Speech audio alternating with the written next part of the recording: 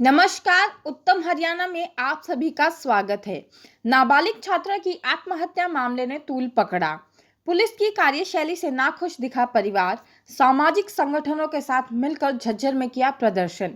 आरोपी की गिरफ्तारी कर फांसी दिए जाने की उठाई मांग। फरवरी 2021 में नाबालिग छात्रा ने की थी आत्महत्या।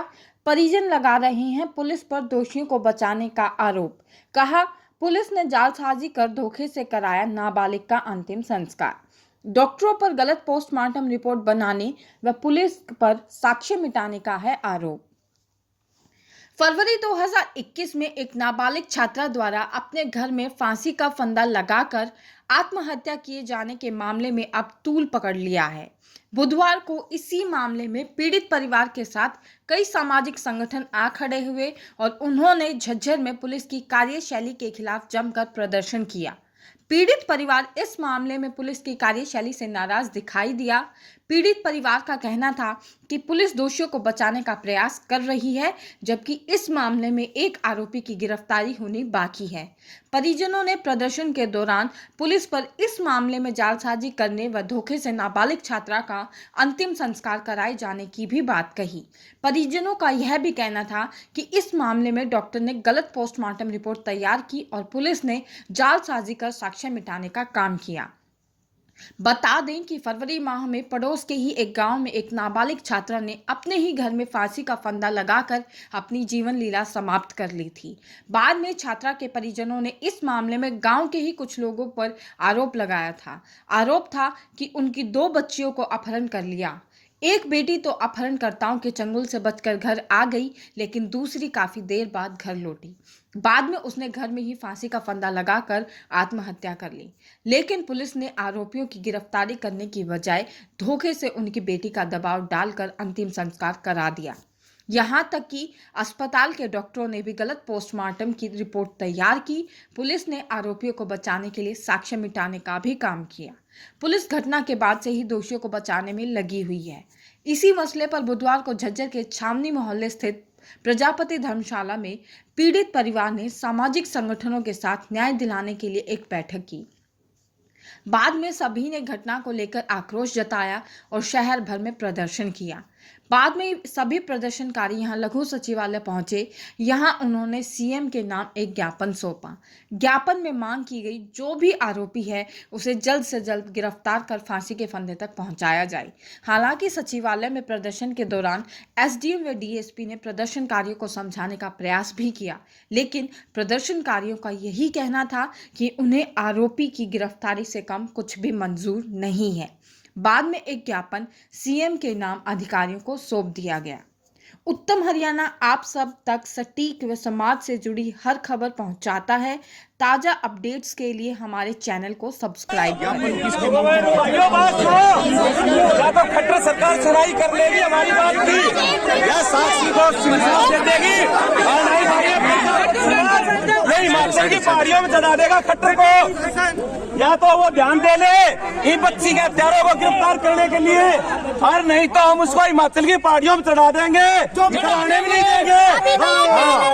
अभी तो ये ट्रेलर है, अभी प्रजापति से तुम्हारे घर में भेजेंगे, नहीं समझ सकते उनको। इनको क्या बोल रहे हो? बोल रहे चुप रहे हो। साथियों, ये अगर यहाँ नहीं सुनाई करी तो हम चंडीगढ़ भी चलेंगे और वहाँ हिमाचल की पहाड़ियों में चढ़ाएंगे। या तो सुनाई करो, या तो सुनाई करो, नहीं तो रास्ता दो।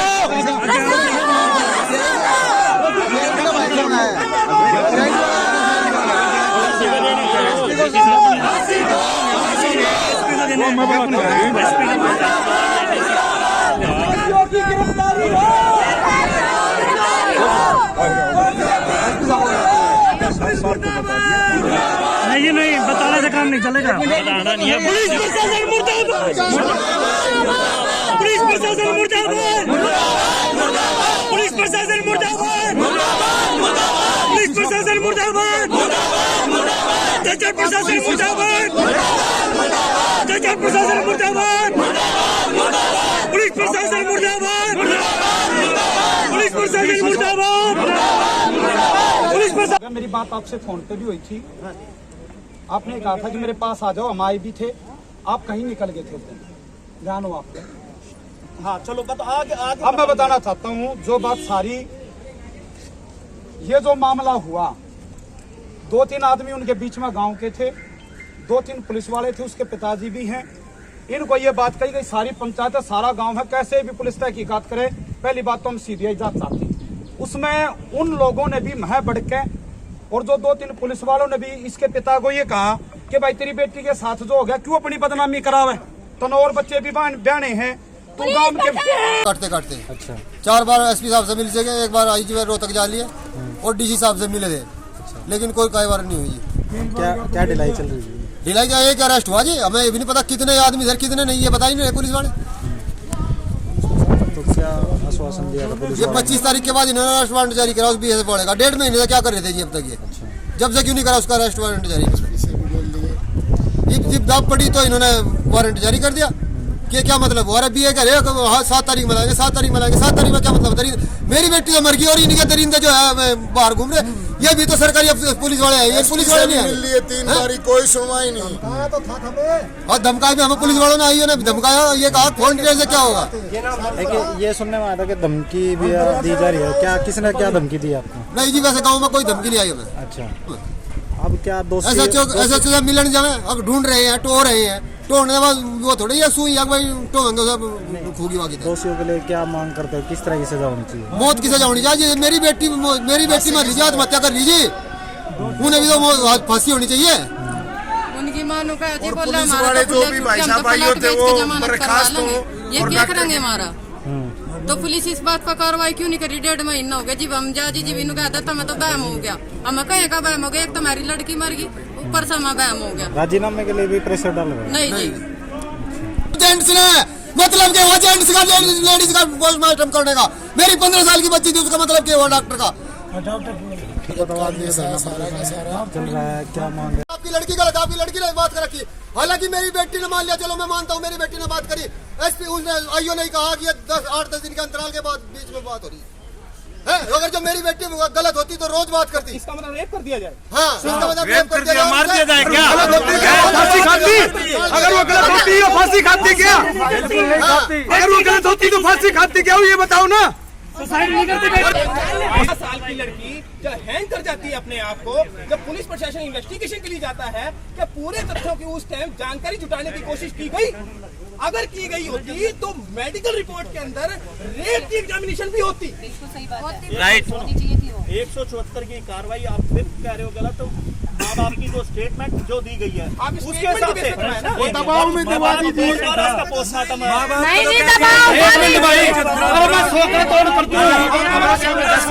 डीएसपी साहब, अगर पुलिस ने अरे की कहला तो 2-3 आदमी थे उनने अगर दबाव दे कहीं पर नू नहीं लिखवाया हो, अगर भाई मैं कार्रवाई नहीं चाहता हूँ, 5 कोरे कागज का साइन नहीं करवाए, हमने फांसी चढ़ा दिया।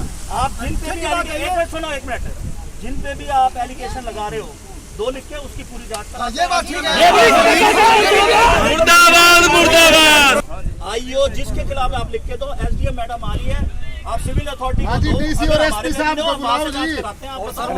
तीसरे का नाम भी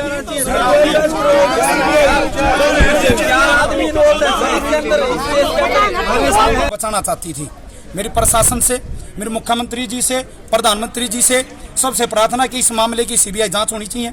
जितने भी पुलिस वाले दोषी हैं उन पर तुरंत कार्रवाई होनी चाहिए, और सभी का, डॉक्टरों का भी और सभी का, और दोषियों का लाइव डिटेक्टिव टेस्ट होना चाहिए। गाड़ी को तुरंत सुपरदारी पे छोड़ दिया गया। गाड़ी के अंदर भी उसके पूरे साक्ष्य जुटाए जाने थे, कहीं बाढ़ पड़े थे, कहीं और चीजें थी, कहीं और चीजें थी।